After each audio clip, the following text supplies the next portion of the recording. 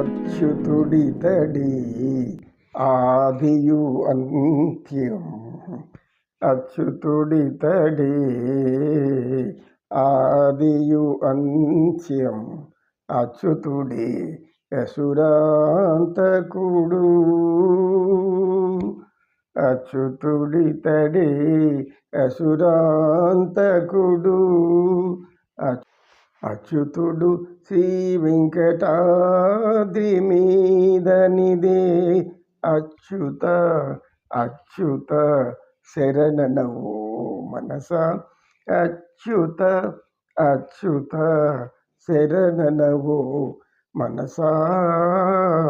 భావములోన బాహ్యమునందును.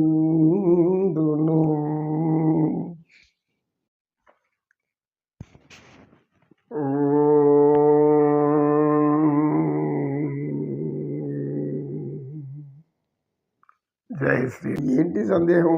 అది కాదు. ఎవరిని నీకు అవసరమా అన్నయ్య ఎవరు నెక్కిపోతా గమనుడు. నేను ఎవరు నెక్కిపోతే నేను చూస్తూ ఉండేదా? ఎవరో కాదే స్వామి, చెల్లెలు. నా చెల్లెలు మా బావ ఇంట్లో లేడు, ఆయన ఎక్కడ పని మీద వెళ్ళాడు, ఏదో వైద్య సాయం కావాల్సి వచ్చింది, అందుకని ఆమెని తొందరగా తీసి విడిచిపెట్టి వచ్చాను అంటాడు. చెల్లెలా? అంతేనా అంటే నీకు ఎవరు చెప్పారు ఎంత అంటే ఎవరో చెప్పారులే. ఇలా సన్నివేశాలు జరుగుతూ ఉంటాయి. అంటే అనుమానం ముందు పుట్టి ఆడ తర్వాత పుట్టింది సామెత ఒకటి ఉంటుంది. అనుమానం ముందు పుట్టి ఆడ తర్వాత పుట్టారని. కనుక ప్రతిదీ అనుమానించడం ఆడవాళ్ళకి ఒక అలవాటు అయిపోయి ఉంటుంది. అంతేనా? మీ చెల్లిలేనా? పోలేండి రండి కూర్చోండి భోజనం పెడతాను. అదే కాదు అని ఉంటే ఏం చేసి ఉంటుంది? ఇంకా చొక్కాయి చింపి ముక్కు లాగి చెవుడు లాగి లేదు ఈమె జుట్టు లాక్కొని పీక్కొని గొక్కొని నా కర్మ నిన్ను చేసుకున్నాను ఎవరెవరిని ఎక్కించుకొని పోతా ఉండే ఆడవాళ్ళంతా కూడా. నేను అందుకనే నా పరువు పోతా ఉంది, దారిలో నా పరువు తీస్తాను అంటే ఇంట్లో భార్య నీకు పనికిరాలేదు, పరస్త్రీ పనికి వచ్చిందా ఇలా అంటారు. ఇలా అదేవిధంగా ఈ లక్ష్మీదేవి ఇప్పుడు ఈ బాధపడుతుంది. ఏం బాధపడుతుంది? నీకెందుకు ఇవంతా, నేనేదో పనికిపోతున్నా, గమ్ముండు అడగొద్దు అని అనుకో. ఏం చేయాలి నేను? వద్దు ఇప్పుడు అడగొద్దు, చూద్దాం ఏం చేస్తాడు అని కొంచెం సహనం వహించింది. మళ్ళీ కొంత రోజులు వెళ్తూ ఉంటే ఇంకా ఎక్కువ అవుతుంది లాగేది. ఇది జారిపోయింది. పాలిళ్ళు కనబడుతున్నాయి. ఆ యొక్క రవికలో నుంచి రవిక బాగా బరువుగా ఊగుతున్నాయి.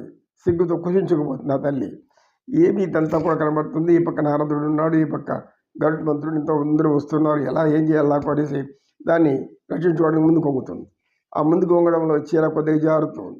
ఇన్ని అవస్థలు ఆయన పట్టించుకోవడం లేదు, ఈయన అవస్థలు ఆయన పట్టించుకోవడం లేదు. అంట కాకుండా అడిగేవాడు. మిమ్మల్ని అడుగులు వేసింది ముందుకి. ఎట్లయినా గట్టిగా నిలదీస్తానని చెప్పి తాకని పోయింది. అలా పట్టుకొని పోతే వెంటనే మళ్ళీ అయ్యో పట్టుకుంటే ఆయన పోయే కార్యం మర్చిపోవచ్చు, నాతో వాదించవచ్చు, వాదించినాక మేమిద్దరం అక్కడే ఏదైనా వాదించుకుంటుంటే అక్కడికి ఎవరికైనా జరిగే ప్రమాదం ఆగిపోతుందేమో. ఈ విధంగా లక్ష్మీదేవి భర్తను అడగాలనా వద్దని ముందులకు అడుగులు వేస్తుంది, ఆగిపోతుంది. అనుమానం వచ్చి అడుగులు వేస్తుంది, ఆగిపోతుంది. అడిగదనను కడువిడి చేస్తాం. అంటే ఆ పద్యం పోతన మహాకవి చాలా గొప్ప అద్భుతమైనటువంటి సంసార జీవితాన్ని గురించి చెప్తాడు అక్కడ. అంటే దాంపత్య జీవితంలో భార్యాభర్త అరమరికలు ఉండకూడదు, ఒకరి రహస్యాలు ఒకరు దాచిపెట్టుకోకూడదు, చెప్పుకోవాలి. చెప్పుంటే జీవితంలో ఏ సందేహాలు ఉండకుండా సాఫీ జరిగిపోతుంది. ఇక్కడ ఈమె ఇలాంటి సందేహంలో పడిపోయింది. ఇంతకాలం అన్నీ చెప్తున్నటువంటి భర్త ఇప్పుడు ఎందుకు చెప్పకుండా పోతున్నాడు, అడగాలి అని పట్టుకోవాలి. వేగంగా కోపంగా దగ్గరికి వెళ్ళి విసుగొచ్చేస్తుంది. ఏమీ తోచడం లేదు. ఒత్తిడి, మనసులో ఒత్తిడి పెరిగిపోతుంది. తల పగిలిపోతున్నట్లేమో అనిపిస్తుంది తెలుసుకోకపోతే తల పగిలిపోతుంది. స్త్రీలోట్లో ఏ ఒక రహస్యం దాగదనేది ధర్మరాజు శాపం అని అంటారు. అది ఎంతవరకు వాస్తవం, కానీ విషయం తెలిసి అందరూ వదలరు వాళ్ళు.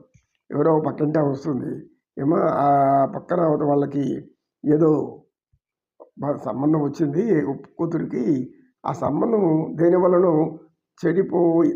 ఎందుకు చెడిపోయింది, ఎలా చెడిపోయింది, ఏమైంది వాళ్ళకి, ఇన్ని సందేహాలు. ఎందుకు విషయం గుర్తిగా తెలుసుకోవాలి.